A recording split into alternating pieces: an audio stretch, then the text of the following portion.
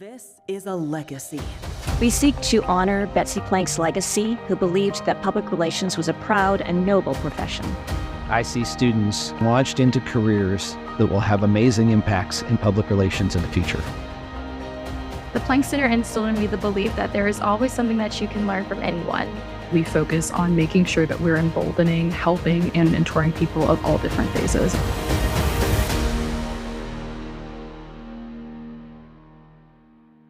From award-winning leaders to future industry trailblazers, the best and the brightest in PR are here tonight.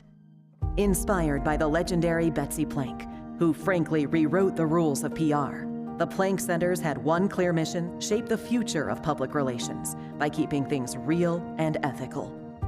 The center is the vision of the board at University of Alabama, who wanted more than just business as usual. They were determined to create something that pushes the boundaries of PR. With solid research, scholarships, and forums that raise our standards and elevate the next generation of leadership. And that's because mentoring changes lives. We don't always get a chance to publicly thank our mentors, but the Milestones and Mentoring Awards give us an opportunity to do just that. Thank and honor our mentors for all they do to accelerate the success of others. The Gala is important because it recognizes the time, energy, and effort put in by leaders who have dedicated themselves to mentoring the next generation. You stand on a stage like this and you look at the unbelievable luminaries who are here tonight and who have been a part of this organization and honored by you, incredible people. And I think I'm coming pretty close to an Oscar. The Plank Center is one of the few, if not the only organization that's focus is on students. We bring academics, we bring corporate professionals, and we bring agency professionals, all there to develop programs to support students and where they're going and where they want to go in their careers. In the summer of 2023, I worked closely with Dr. Gower here in the Plank Center, where I focused on social media content and helping with the Plank Partners Handbook. I will always remember that crafting genuine and meaningful connections is vital to becoming an effective leader. This past year, I actually was able to sit on a student-led panel for the Plank Summit, where we were able to give our insights and our perspectives on not only the state of Gen Z in the workplace, but also our lives as students and what we were expecting as we began our public relations careers. It really meant a lot to be able to give our perspectives, to give our insights, and have the older generations listen to us, where you typically think of them speaking to us, but we have the opportunity to speak to them. It's been such a fantastic opportunity to talk with different people throughout the different phases of their career, get their perspectives on the ever-changing world of public relations and communications. We've never needed professional communications people more than we do today. We've never needed the Plank Center more than we do today. I don't care where you are at your stage in life, we all need our cup filled up. And certainly the Plank Center does that for all of us at the various stages of our professional careers. Mentorship is the key to unlocking the performance of our lifetime. And think how sweet it is when we can all take that final bow together. And that's the drive behind Milestones in Mentoring Awards. We are so thankful to the mentors who continue to pave the way for the future of the profession. The African Swahilian phrase for unintentional mentor is Ubuntu. Ubuntu, translated, means I am because you are.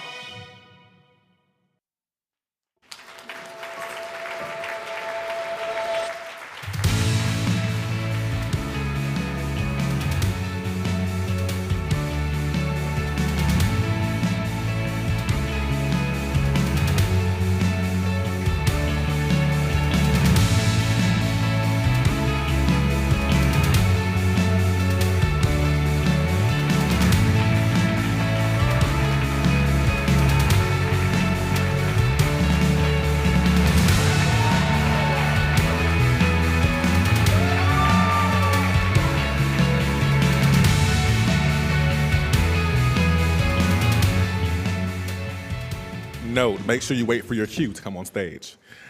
Great. So thank you all for being here. I want to talk a little bit about why we're here and what we're going to be able to experience tonight with these incredible individuals who we'll be celebrating this evening. 15 years ago, the Planck Center created the Milestones of Mentoring Awards with one idea in mind: to celebrate those rare individuals whose impact is not measured by accolades, but by the lives they've changed. These honorees do not mentor for recognition. They do not pour into others because it is easy or convenient. They do it because they care and they have integrity of our field. They care about the future of this profession and the people coming behind them. Their words have shaped careers. Their example has shaped leaders. And their generosity has shaped the very standards of excellence we're celebrating tonight. So tonight is more than just an award ceremony, it's more than just speeches. We really hope you all walk away realizing that it is a reminder of what excellence truly looks like when it's really anchored in humanity, of what leadership becomes when it is grounded in service, and how far our profession can go when people choose to build others up and not just their own careers. To every honoree tonight, thank you for being the standard. Thank you for choosing people, and thank you for showing us what mentorship in action truly looks like.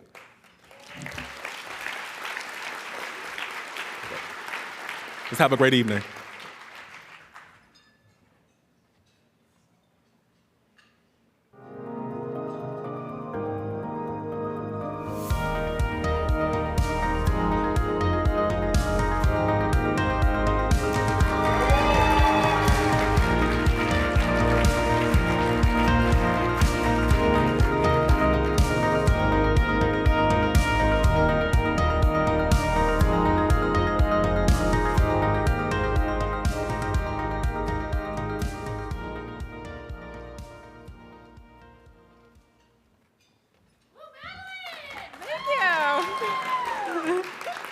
Good evening. All right. My name's Madeline Chadwick, and I am a friend, mentee, global adventure partner, and forever admirer of Lisa Sepulveda. It's an absolute honor to be up here tonight and tell you all about Lisa. Lisa has probably mentored, whether she knows it or not, hundreds of people in her career. So to be the person who gets to stand up here tonight and recognize Lisa is truly an honor for me, so thank you. Lisa is so passionate about mentoring that it's literally in her bio. It says passionate about mentoring in her bio, which I love. And last night we had dinner and she told me that she believes that being so passionate about mentoring has made her even better in her career. We've known each other for almost 2 decades, so Lisa was my boss for 3 years at Weber Shandwick, but if you've ever worked with Lisa, Lisa's never a boss. She treats everyone like a partner, and we've been friends ever since, and have managed to stay in each other's professional orbit somehow for every year since. She's warm, she has endless positive energy, and as she will tell you, she walks the halls. So what that means is she invests so much time and energy into everyone that she meets, and that could be the most quiet junior person to the loudest, most difficult client. She has endless capacity and time for people. I think it amazes all of us how much she invests in other people. And during the time we worked together in particular, you know, she was very present for her family. Her kids were young. Sarah's here tonight. And if you know Lisa, you know all about her family, Andrew, Sarah, and Megan, and now Jeff. And fun fact about Lisa, she has written a journal for her kids, each of her kids, every year of their life for the first 21 years of their life.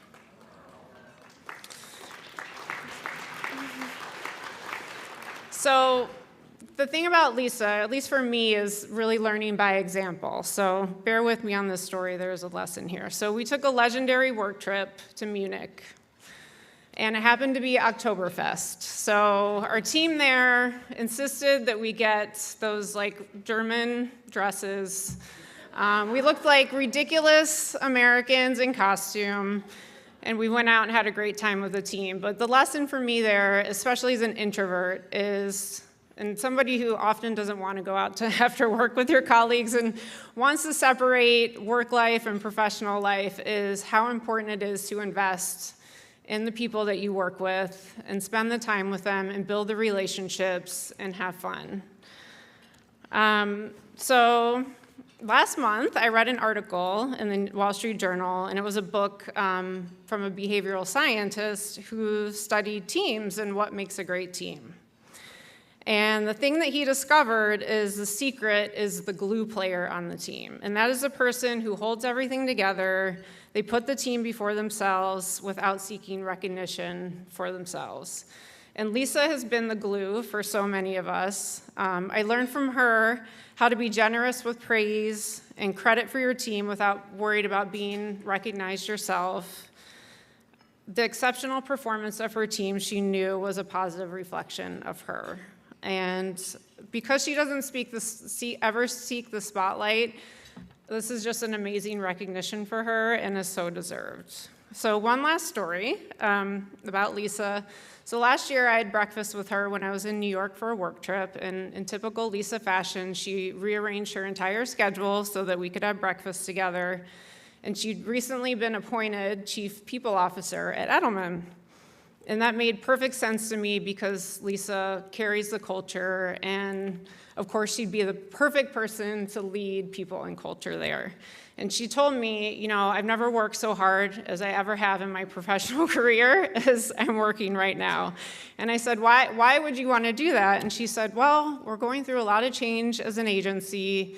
There's a lot of challenges, and I feel like I am the empathetic person, and I am going to do the best job of building the culture here and making everyone feel good about the change.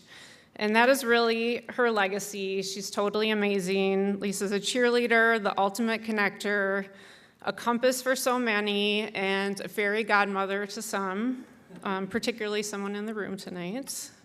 And her legacy lives on in the hundreds of us that she's mentored over the years as we all walk the halls in our own lives. So thank you, Lisa, and congratulations.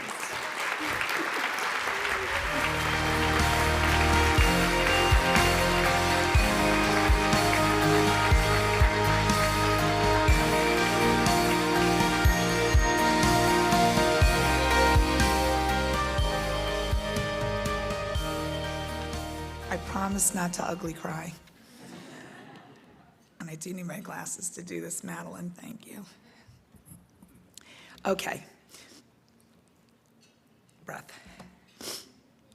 I want to thank the Planck Foundation, all the students in this room, because today has been amazing. I really want to thank Madeline Chadwick, who's been my client and always friend and colleague. To Edelman for giving me the runway to be the mentor I am today, and to my family here tonight, partly, who share me with time, support, and space. I'm deeply honored and filled with gratitude to be recognized with the Legacy Mentoring Award tonight.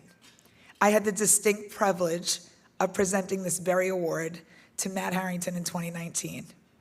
Those of you who know me, communications has been my profession, but mentoring has been my passion. It's part of the work that fills me up, that challenges me, and reminds me what true leadership really is. I've been incredibly fortunate to have mentors who've invested their time and wisdom in me. They taught me lessons that have become my compass. Matt taught me to take a beat before you respond, especially when you're heated. That pause has saved me more times than I can count. Another reminded me, be more of a thought leader, less of a cheerleader. Although thank you, Madeline, for calling me that, I like it. It was tough love, but it pushed me to speak with purpose and to elevate others through substance, not just support. And as a mentor myself, I try to pay it forward. I often tell those who I coach, especially those navigating challenge or change, or looking to advance, that disappointment is part of the journey. You'll be mad at times, you'll be sad at times, but don't wallow. Take a moment, pull yourself up, take the lessons that you've learned, and rally. That's where the growth truly happens. At the heart of mentoring one philosophy is my core belief: to create space. Create space for others to grow, to stumble, to surprise you. Creating space means making time. It means giving leash, trusting people enough to try and maybe even fail. It means being present, listening deeply, and offering real-time, honest feedback, even when it's really hard to give and even harder sometimes to receive. So tonight I accept this award with deep gratitude for the mentors who created space for me and for every person I've had the privilege to create space for in return. There's a Leonard Cohen quote, "There's a crack in everything. That's how the light gets in. Be the light. Today, in fact, is World Kindness Day. Take time to mentor." Congratulations to all of tonight's award recipients. This recognition means more to me than you can know.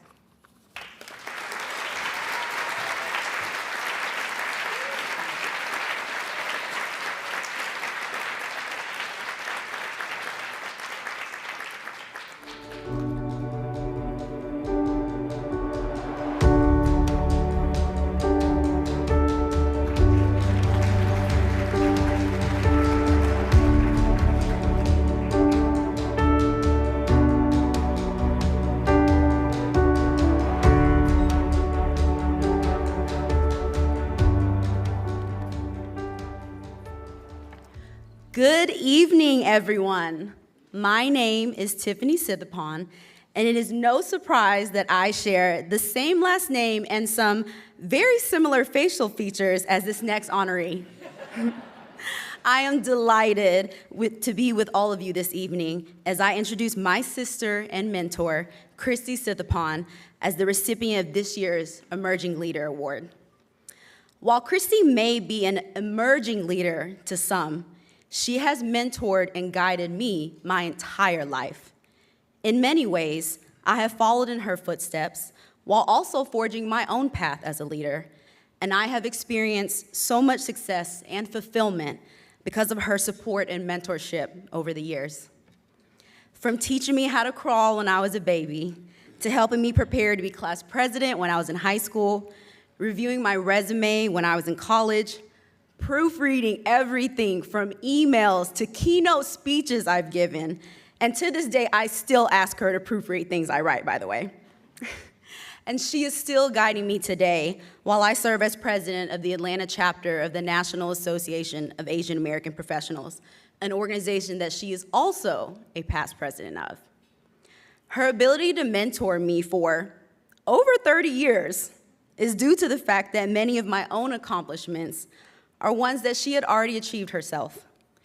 Christie was a student government president in high school, led multiple campus organizations, including the Public Relations Student Society of America while in college, and even after college, she continued her volunteer leadership by serving on numerous nonprofit boards, not to mention the countless awards and honors she's received, including the Atlanta Business Chronicle 40 Under 40, Georgia Trend 40 Under 40, Georgia Asian Times Most Influential Asian Americans in Georgia, 2025 PR Week DE&I Champion, and most recently, her appointment to the University of Tennessee Communication and Information Alumni Advisory Board.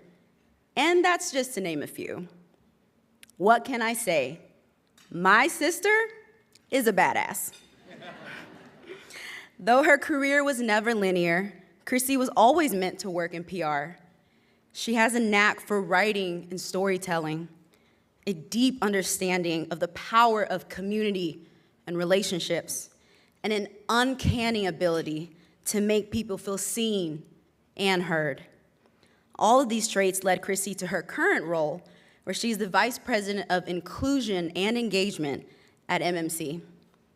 Out of all the things she has done over the course of her life, I am most proud of her for pursuing her passion project and launching the Collective for Community Empowerment, a coalition of 6 young professional organizations, all representing marginalized communities, with the goal of driving cross-cultural impact. Through this organization, she is showcasing how you show up for people, what it really means to be an ally, an advocate, and an activist. Christie is so much more than any title or honor bestowed upon her, but she is more than deserving of them all the same. As a little sister, I have never once felt like I was hiding in her shadow, because she has always used her knowledge and influence to help propel me forward and guide me towards achieving my own goals. That's what it means for your big sister to be your role model, your mentor, your hero. Without further ado, please join me in welcoming the Planck Center's 2025 Emerging Leader Award recipient, Christie Sithiphone.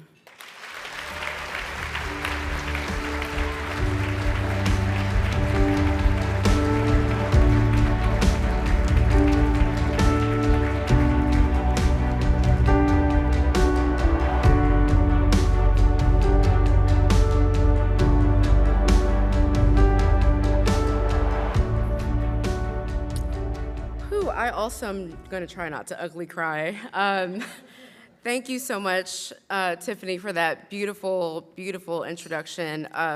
My sister is also a badass. Please look her up. She's truly, truly amazing. But thank you all so much. It's a pleasure to be here. It's truly an honor to be here tonight. Congratulations to my fellow honorees. I am so grateful. Thank you to the Planck Center Board of Directors, particularly Eric Winkfield for the nomination, the staff, and all the people who helped to bring tonight's gala to life. It is really just surreal to be here in this room. Tiffany so beautifully shared my backstory, and I talked about this earlier at the panel, but my career truly has been a happy accident. And I want to share a little bit about that. So when I went to college, I had every intention of joining the PR industry then. Preparing, and I'm sure this is going to resonate with the students too, right? You think you have a path, and you're doing all the things, connecting with all the right people, and I was determined to make my mark in the industry, or so I thought. But after the housing market crashed in 2008, everything felt very uncertain. So after countless attempts to apply for agency and in-house roles, I still didn't have a job. I felt defeated, but I knew that I had to trust in the process. In college, I met my first mentor. Many of you may know her, Lori George Billingsley, now go by Lori George, who is absolutely incredible.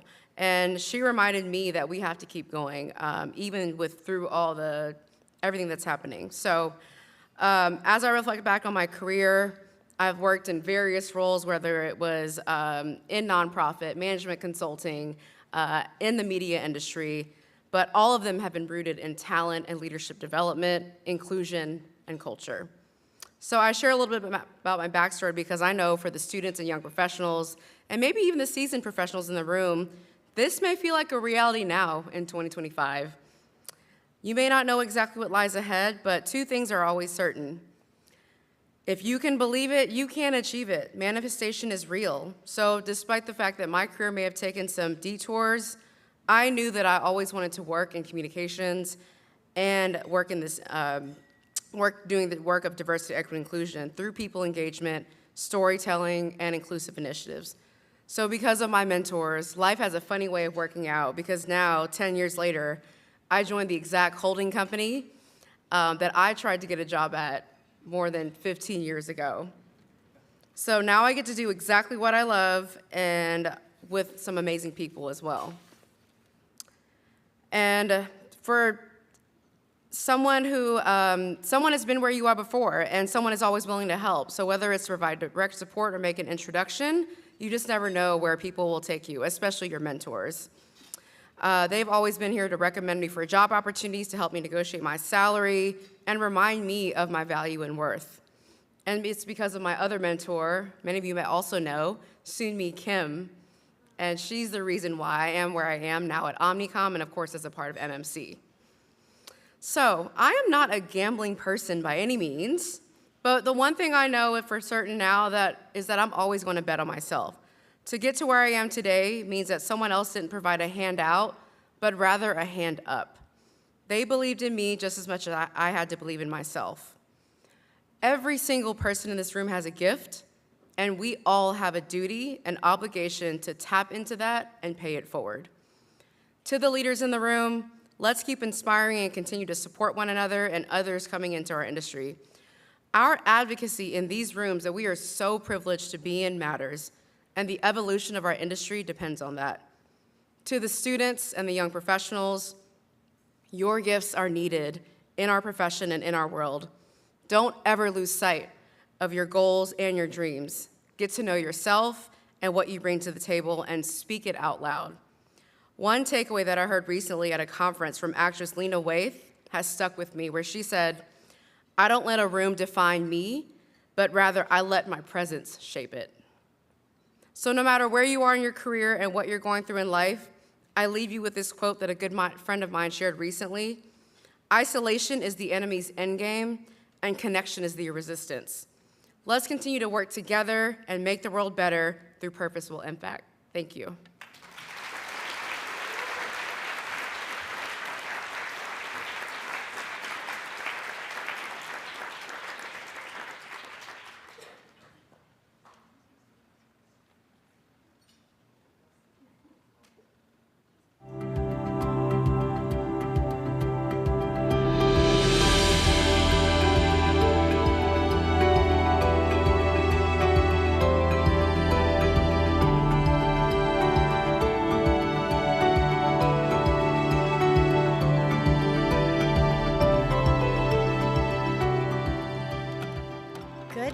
Everybody. My name's Christie Hubert, and it is a true honor to stand here tonight to celebrate an extraordinary educator and a dear friend, Dr. Karen Russell, as we present her with the Bruce K. Berger Educator Award. This award honors an educator who's had a lasting influence on students, both in and out of the classroom, and there's no one more deserving than Karen. My own connection dates back to my first semester of graduate school when I was her research assistant at the University of Georgia. And just as a quick aside, I've heard a lot of Roll Tide today, understandably so, but I would be remiss if I didn't have a little bit of Go Dogs. Karen retired last year, and as the dean of the College of Journalism put it, Karen's one of those faculty members you can build a department around, and the University of Georgia did. In fact, during her tenure, she taught 25 different courses, which was nearly every public relations course offered. Her list of accomplishments is extensive. It's in your booklets, but that's not why we're here tonight. We're here because of the impact she's had on our students, people that are leaders in our industry, that have become professors themselves, that now lead teams at companies across the country, and that now are the thought leaders for our own industry. That's Karen's legacy and her greatest accomplishment. A former student put it perfectly, I think. Karen instilled in me the value of the skills we bring to the executive boardroom and gave me the confidence to claim my seat at the table, something I think all of us in this room can appreciate. Karen embodies everything this award represents: her dedication, her passion, and her lasting influence on students and colleagues are truly remarkable. Please join me in congratulating my friend, Dr. Karen Russell.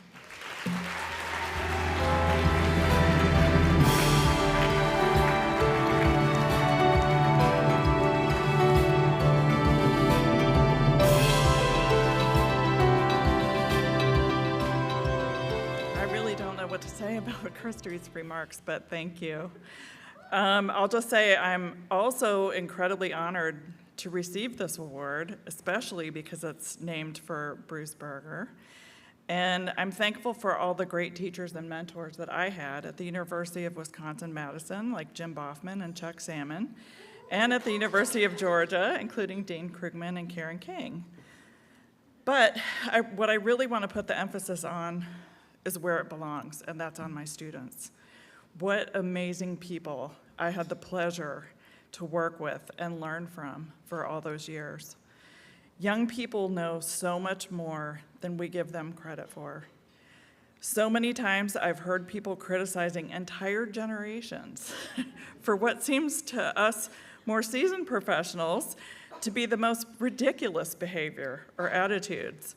But I learned over the years to stop criticizing and start asking. For example, and I can't believe I'm the first one to say this today, But this ridiculous 6'7" thing, in my notes I wrote, insert eye roll gif here. It's a term they can't even define. But what I learned is to ask. Ask why they like a word that can't be pinned down. In 2008 or so, I created the world's greatest social media assignment, where I paired my class with classes in France and the UK and required them to comment on each other's blogs. Blogs were a thing then. I absolutely blew a gasket when I started looking at the other blogs and there were almost no comments from my students. I went to class and delivered a scathing speech about how they were all going to lose points for not participating. Today I look back at that and I realize they were way smarter than I was. They didn't comment on the posts because they didn't comment on anything on the internet. They didn't want to put anything in writing. They understood long before I did that it could come back to haunt you. They didn't want to be pinned down. And that brings us back to the word that can't be pinned down. Learn from my mistake and ask, why do you like the word that can't be pinned down? Why didn't you want to comment on the post? Why don't you want your opinion on the internet? Students, you can also learn to look beyond the criticism that I'm sure your whole generation is getting, and ask yourself why. It goes back to what Damon was saying this afternoon, understanding the why. Speak up when you know something helpful. Never forget that mentoring goes two ways. Again, thank you all, especially Carla Gower and Juan Meng, for this recognition.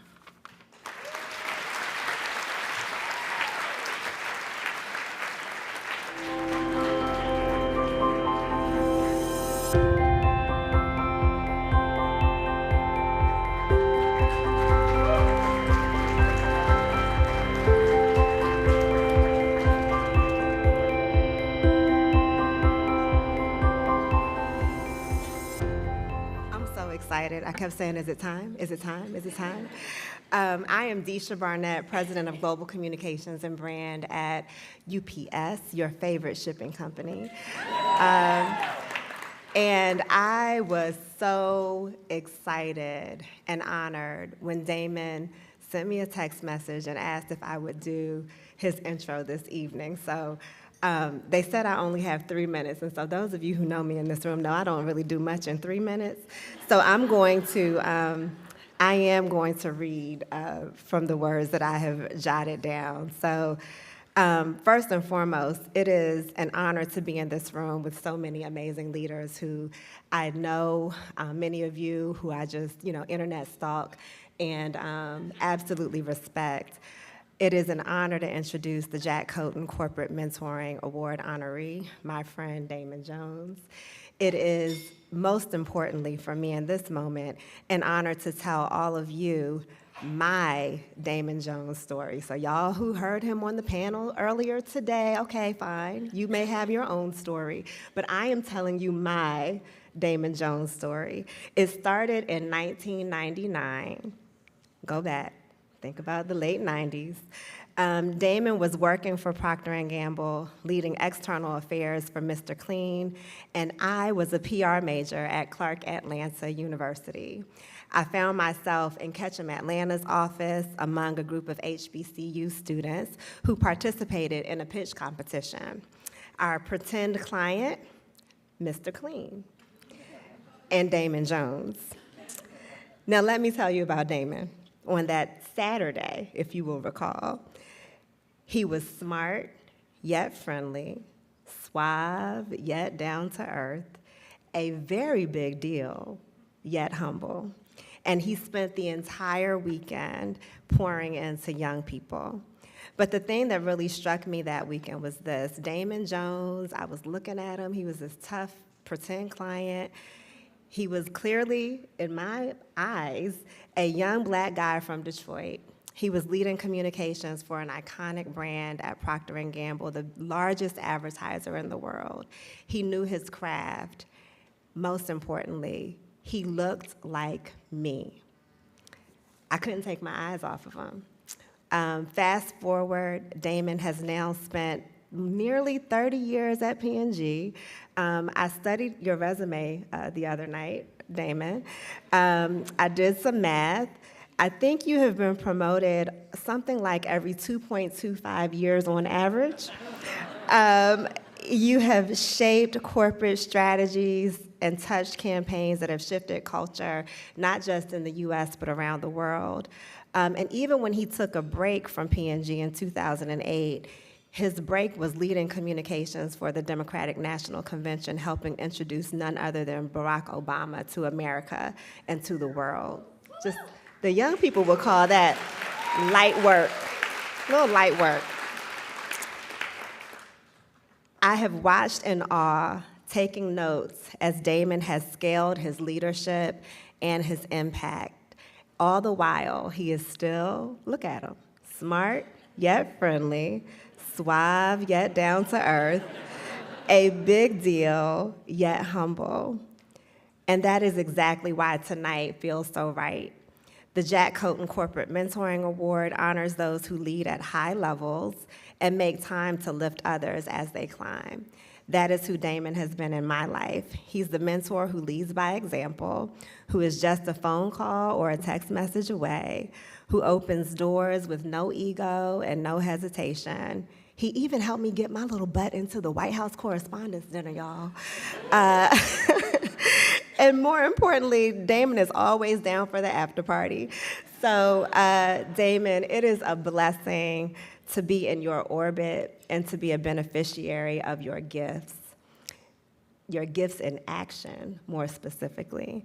You live the words of the acclaimed and late author Toni Morrison. Some of you all may know this quote. She said, "When you get these jobs that you have been so brilliantly trained for, just remember that your real job is that if you are free, you need to free somebody else. If you have some power, then your job is to empower somebody else." Damon, thank you for empowering me and many, many others. Thank you for being smart, yet friendly, suave, yet down to earth, a big deal, yet humble. So beautiful people and practitioners, please stand to your feet. Come on, y'all. Stand to your feet. Stand to your feet. And help me welcome to the stage my friend, my mentor, and one of the most influential communicators of our time, Damon Jones.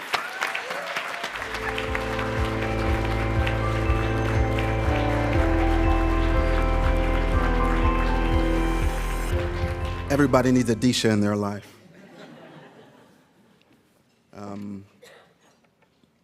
It's a good thing you can't tell when I blush, so. Disha, let me start with you. A week ago, a dozen people lost their life in a tragic plane crash in Louisville. Some of them were UPS employees.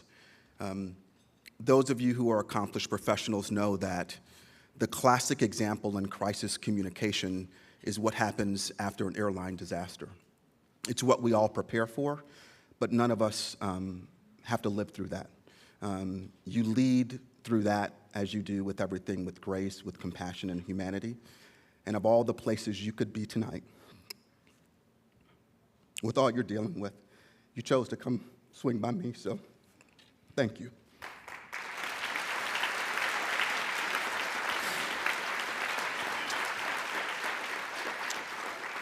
Thank you to the Planck Center, to Grant and the team for this recognition, and to my other honorees. I'm proud to stand alongside such a list of accomplished professionals, but people who, as you heard in their stories today, lead with their actions and by their example. Tonight, we celebrate mentorship, a force some describe as powerful, but a force I'd like to describe as transformative. Because when we help individuals shape how they see themselves and their potential, we shape the impact they have on their organizations, their communities, and indeed the world. I would not be standing here today without the gift of mentors who pushed even when I resisted, who guided even when I didn't ask, and who encouraged even when I didn't know I needed it. But tonight, I must admit, I am fearful for the state of mentorship. What do you mean, Damon? The external forces of divisiveness are having a profound impact on our society. We live in far too many moments where if you're not with me, you must therefore be against me. A quick scroll through TikTok or IG, or for those of a different generation, Facebook, will remind you of the virtues of simply minding your own business, which would normally be sage advice for a Thursday night. But for every moment when we could mind our own business, there's another moment. When we see something, when we say something, or when we do something. Now, I'm from Detroit, as you heard. I also grew up in a black church. There's this concept of call and response. In corporate America, we call that crowd participation. So what we're gonna do is we call turn to your neighbor. So you're gonna turn to your neighbor, and you're gonna say, neighbor, see something. Say something. Do something. All right. And that seeing, that saying, that doing is what makes mentorship transformative. So let me first talk about the seeing. Mentorship is seeing possibilities in people, recognizing potential, nurturing it, and believing in it. Great leaders just don't evaluate. They develop and they elevate. When we see people for who they can become, we give them permission to see it too. Second, the saying. This is where courage meets compassion. There's a saying, real friends will tell you about yourself. Dijik will tell you about yourself. Real mentors do too. They offer truth delivered with care, consistently honest, sometimes uncomfortable, but always in service of growth. The best mentors just don't tell us what we want to hear. They tell us what we need to hear, and they stick around long enough to help us rise from it. Finally, the doing. Mentorship is not a noun, despite what you may read in the dictionary. Mentorship is a verb. It's showing up. It's making time, even when you don't have it. It's opening a door, even when you can walk past it. It's believing in someone so fully that they begin to believe it themselves. Tonight's recognition is deeply meaningful because it not just honors what mentorship accomplishes, but what it represents. An act of generosity, a belief in shared success, a commitment to something and someone greater than ourselves. So to my mentors who invested time, wisdom, and an extraordinary amount of patience, thank you. You just didn't shape my career. You shaped my capacity to give that same gift to others. So my challenge to each one of us in this room tonight, you said the words earlier, see something, say something, do something. Because the world just doesn't change through speeches when you're all dressed up. It just doesn't change through grand gestures. It changes through constant and consistent acts of belief in others and in what is possible when we simply lift each other up. Thank you very much.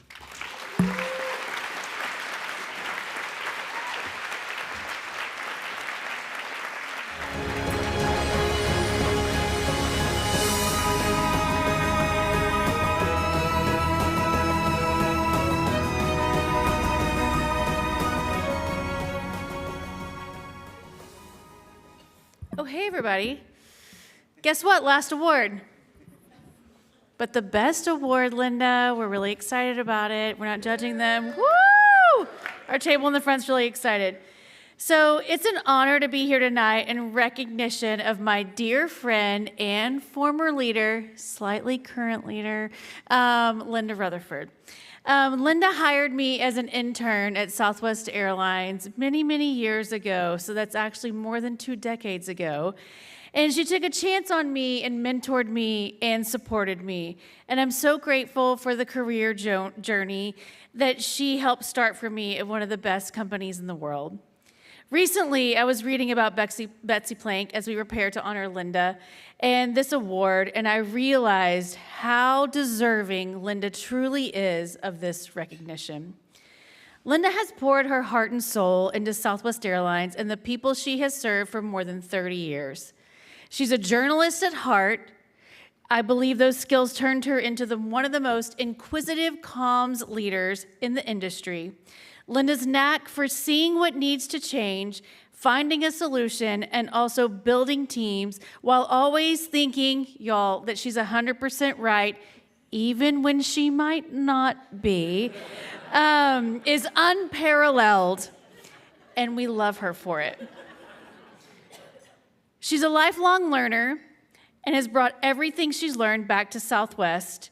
She's the reason we have many firsts in the industries. This might sound old to some people, but it was actually new at some time. We had the first social media listening center. She was an early adopter of things such as measurement and analytics. She made sure that comms plays a role in an organization that is so important, and that we made an impact not only in the strategy, but also in the execution of whatever we were doing at Southwest. She's always looking for ways to improve. Believe me, she's reminded me of that. And she always has comms support her brand, and she's always supported her people. Linda's a force. I was going to stop at that, for good. She does not take no for an answer. Mike, her husband's with her. She protects her team, even when we are sometimes wrong. Team, I won't point at you, but we know who we are. And we'll just say might be wrong. She's a champion for her people, and most importantly, she's my friend. What stands out in Linda's as a lifelong learner approach is her dedication to mentoring. She's taught multiple college courses all over the country. She's beloved and slightly famous at a university called Texas Tech. This is a guns up signal. Yeah, I'm sorry. We just had game day last week. It's a big deal. My son was also accepted to no university except for Texas Tech. Thank you, Linda. So he's currently a sophomore and allegedly thriving. So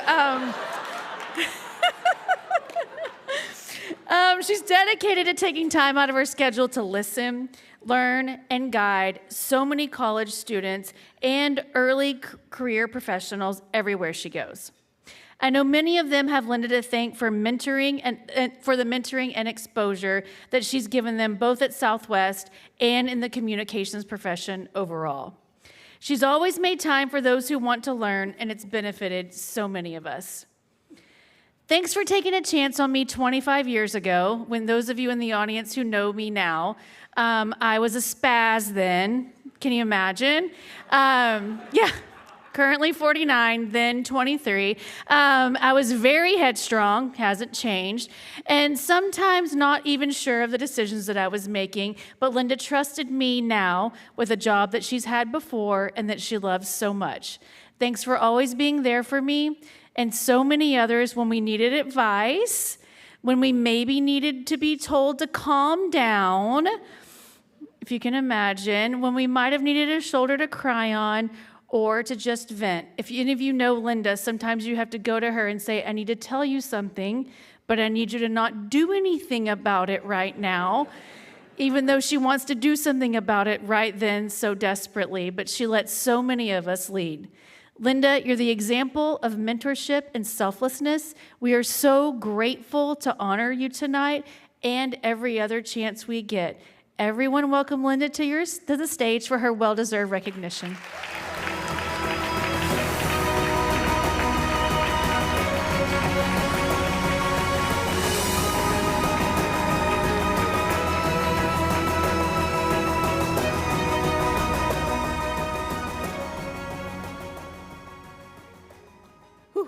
Here we are. A huge thank you to the Planck Center and staff. This has been an incredible evening. Thank you so, so much. Whitney Eichinger, you are a rock star. And a special thank you to my Southwest family and my husband Mike for making the trip to be here tonight. You've heard it a couple times already tonight because they stole my thunder, but I think if you read and you study Betsy Plank, we could all agree she's a badass too. And, you know, I was looking through a lot of her readings, her publications, things that she's written, thought leadership around mentorship and connections with students. And I just thought it was a fantastic guidebook, honestly. It's a great handbook, whether you are a student, whether we are mid-career, or even some great reminders for us as senior leaders. And so, you know, she would often say, hey, one thing you can do is leave a trail of thank you notes. And my version of that is always find opportunities to show gratitude. She would also say, be an eternal student. And as Whitney said, I'm a passionate believer in lifelong learning. I think that's a must in this business. She would say, factor personal values into every career decision. And I would say it is as much about who you work for as what you do. She would say, consider work as grown-up play, and I say, work hard, play hard, and stay curious.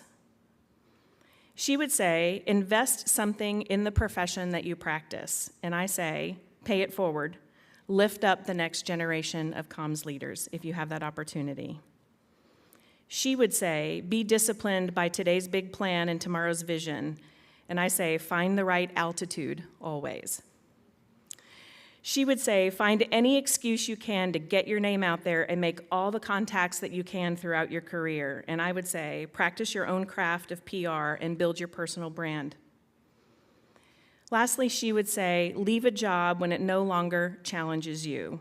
And I would say, make the dash on your gravestone mean something. I would be remiss if I didn't say that a special hole in my heart tonight for somebody that I stood here and honored several years ago is Ginger Hartage, and many of you know her.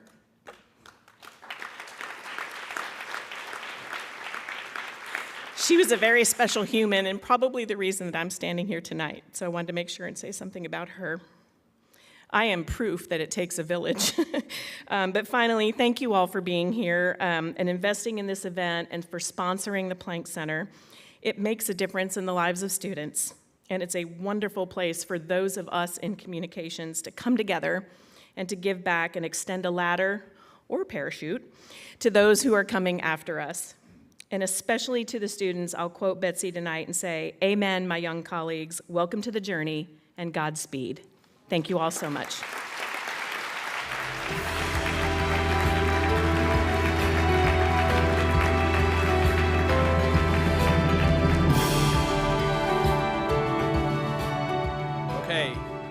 Here to close the evening, Lisa, Christine, Dr. Miller, Damon, and Linda, congratulations again.